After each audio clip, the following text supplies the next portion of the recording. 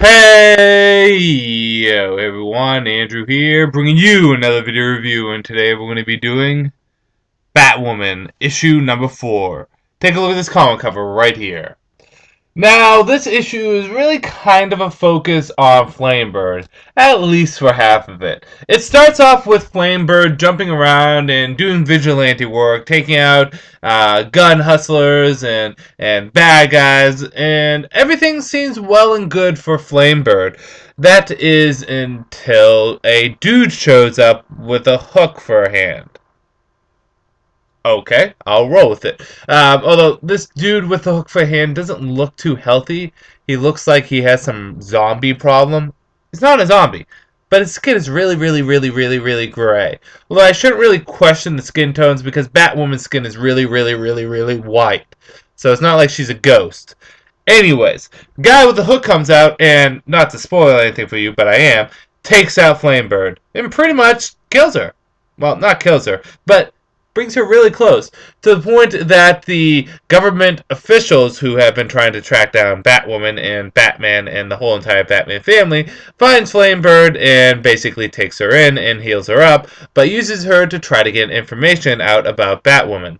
While this is going on, Batwoman's actually having a very nice time with Maggie Sawyer, and they're getting very intimate with each other.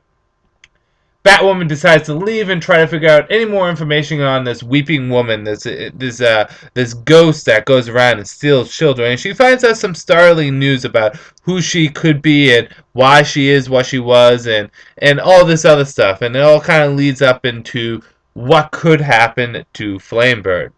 So the question is this: will Flamebird live or will she die? Will Batwoman be able to save her sidekick and stop these murderous things happening to little kids? And while this is all going down, will the government officials be able to get the information on who Batwoman truly is? Well, you're just going to have to read and see. So let's get into the good, the bad, and whether or not you should get it. Good. Well, we got a bit more information on the ghost weeping woman. I'm still not sure of the name. I'm going to go by Weeping Woman because I think that's what the name is. We get a little bit more about her backstory and who she is and where she comes from, which is nice because really this villain, ghost, adversary, I don't know what she would be classified as, hasn't really had anything. She's a very stale character, but we get a little bit more of her here, which is nice. And it's good to see Kate smile. It's good to see Batwoman happy. She's not usually a happy individual. And I think her and Maggie Sawyer work out well together. And Flamebird's costume looks pretty diesel. It really does. It looks pretty diesel. Bad. I am thoroughly mad on how quickly Flamebird gets taken out.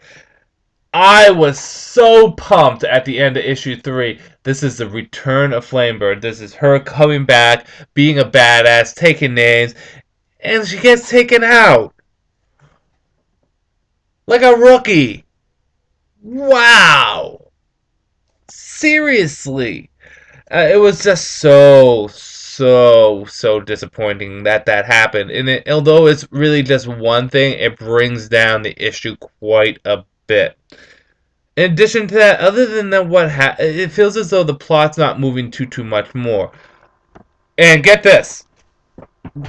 The issue stops like 6 pages before it should have stopped. The last 6 pages are just advertisements for other issues. You could have taken that time to add more story in. No. Let's put advertisements for Superboy, an all-star western. On a whole, whether or not you should get it.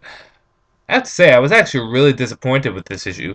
Batwoman started off as a good series, a very Legend of the Dark Knight feeling. And although there's some good going on here, I feel as though the main story, is really hurting quite a bit. And it doesn't help the fact that Flamebird basically just gets her thunder taken away from her. This is a 2 out of 5 stars. Has some good in it, but the bad definitely outweighs it, and I probably recommend people avoid picking up. Which really, again, hurts me because I like Batwoman. But this comic just isn't living up to what it was before Flashpoint. So with that said, I'm going to end this video here. This is Andrew saying peace out for now.